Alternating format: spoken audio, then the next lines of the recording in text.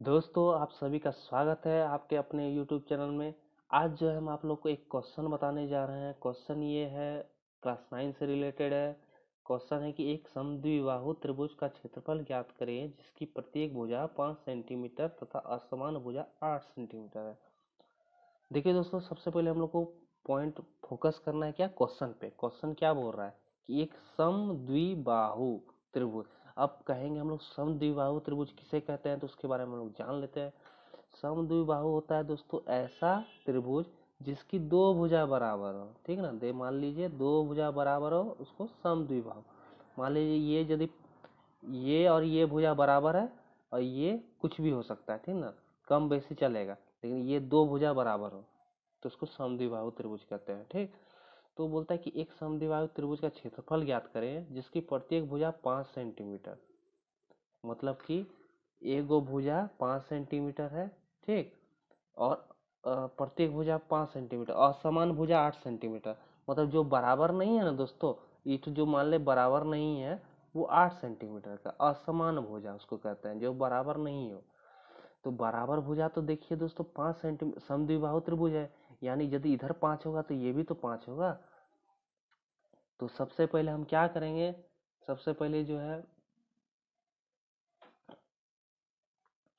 सबसे पहले हम लोग को करना क्या, हम लोग आंख मूंद के, जब समद्विबाहु त्रिभुज है तो इधर 5 है तो ये भी तो 5 होगा, आराम से लिख देंगे 5 5। और असमान भुजा 8 सेंटीमीटर है, ये दो भुजा बराबर है, समद्विबाहु है, ठीक ना।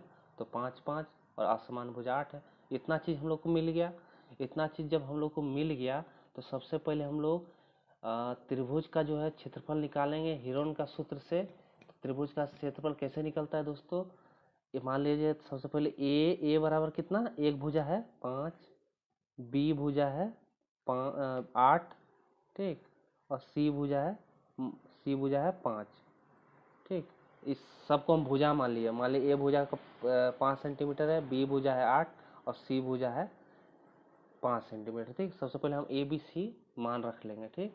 अब दोस्तों हम लोग क्या निकालेंगे, एस निकालेंगे। एस किसको बोलता है, अर्ध परिमाप। अर्ध परिमाप मतलब इन तीनों भुजाओं को जोड़ देंगे और बटा 2 लिख देंगे। तीनों भुजाओं का जोड़ बटा 2 मतलब परिमाप का आधा। इन तीनों भुजाओं का जोड़ कितना निकल जाएगा, परिमाप। चलिए तीनों भुजाओं को जोड़ लेते हैं, ए प्लस बी प्लस सी बटा 2। तो 5 8 और 5 को जोड़ देंगे और 2 से भाग। तो यहाँ पे हम लोग का कितना निकल जाएगा, देखिए 5 5 10 और 8 18 बटा 2। 2 से कटा देते हैं, 2 नमा 18। तो अर्ध परिमाप क्या निकल गया, एस, जिसको एस से सूचित करते हैं, अर्ध परिमाप 9 निकल गया, ठीक है। 9 आपका अर्ध परिमाप निकल गया, ठीक है ना। तो फ्रेंड जब 9 अर्ध परिमाप निकल गया तब हम करेंगे, अतः लिखेंगे, इसलिए त्रिभुज का क्षेत्रफल, अब क्या निकालना है हम लोग को, त्रिभुज समद्विबाहु त्रिभुज का क्षेत्रफल ना। तो त्रिभुज का क्षेत्रफल, क्षेत्रफल निकाल लेते हैं हम लोग, चलिए। त्रिभुज का क्षेत्रफल बराबर होता है दोस्तों, बड़का सा एक रूट दे देंगे, ठीक ना। ये हीरोन का सूत्र है, याद रखिएगा। एस लिखेंगे, फिर एस माइनस ए लिख देंगे, एस माइनस बी लिख देंगे और एस माइनस सी लिख देंगे। बस इतने करना है, एक एस बाहर लिख देंगे, उसके बाद ब्रैकेट में S minus A, S minus B, S minus C. ये फॉर्मूला हो जाता है। अब इस फॉर्मूला में हम लोग रख देते हैं मान को। तो देखिए दोस्तों, एस के जगह एस है अर्ध परिमाप। अर्ध परिमाप कितना निकाला है, 9, ठीक ना। तो 9 रख देंगे, ब्रैकेट चालू करेंगे, एस का मान 9 है। ए कितना है दोस्तों, पहला भुजा कितना है 5, तो 5 रख देंगे, ब्रैकेट बंद। फिर 9 लिख देंगे, एस है, माइनस है, बी का मान 8 है, 8 रख देंगे। फिर 9 माइनस सी का मान 5 है, 5 रख देंगे। बस अब सॉल्व करते हैं, देखिए। फिर बड़का सा रूट देना नहीं भूलेंगे। अब देखिए दोस्तों, 9 है, 9 और यहाँ कुछ नहीं है दोस्तों, दोनों में गुना छिपा हुआ है। 9 में 5 गया, कितना बचा, 4। यहाँ भी गुना छिपा है दोस्तों, गुना लगा देंगे, ठीक ना, क्योंकि ब्रैकेट जैसे हटेगा तो गुना हो जाता है। 9 में 8 गया, कितना हुआ, 1। फिर यहाँ भी दोनों का गुना छिपा हुआ है, 9 में 5 गया, कितना बचा, 4।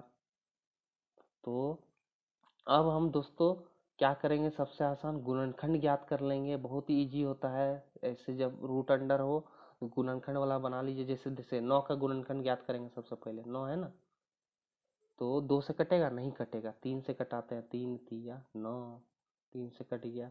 अब हम 4 का निकालेंगे गुणनखंड, 2 से देखेंगे कटाएंगे, कटेगा 2 दूनी 4, तो यहाँ 2, फिर 4 का निकाल लेंगे, एक 4 का 2 दूना 4, ठीक।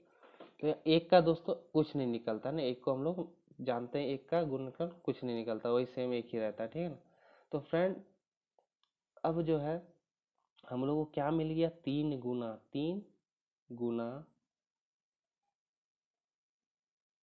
3 गुना 3, 2 गुना 2 और 2 गुना 2, ये चीज़ हम लोग को मिल गया, ठीक है ना।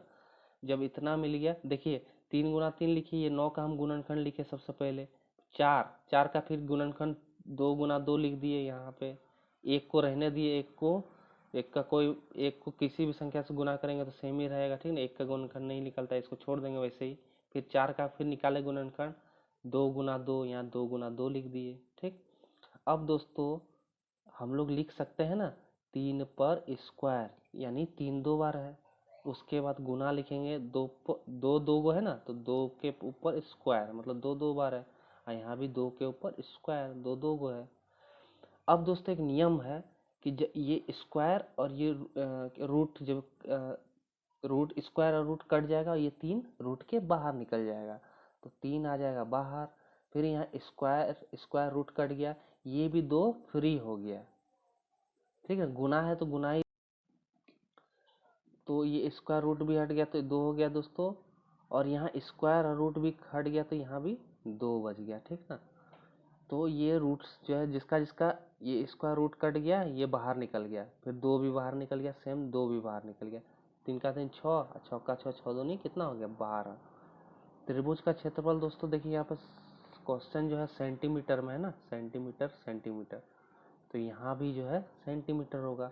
और जब भी हम लोग क्षेत्रफल निकालते हैं त्रिभुज का, तो ऊपर में एक स्क्वायर देते हैं, ये हमारा आंसर हो गया। तो फ्रेंड वीडियो अच्छा लगा तो वीडियो को एक लाइक जरूर दीजिएगा, और चैनल में नए हैं तो चैनल को सब्सक्राइब कर लीजिएगा, ताकि आप लोगों को इसी तरह का वीडियो मिलता रहे। तब तक के लिए जय हिंद, जय भारत।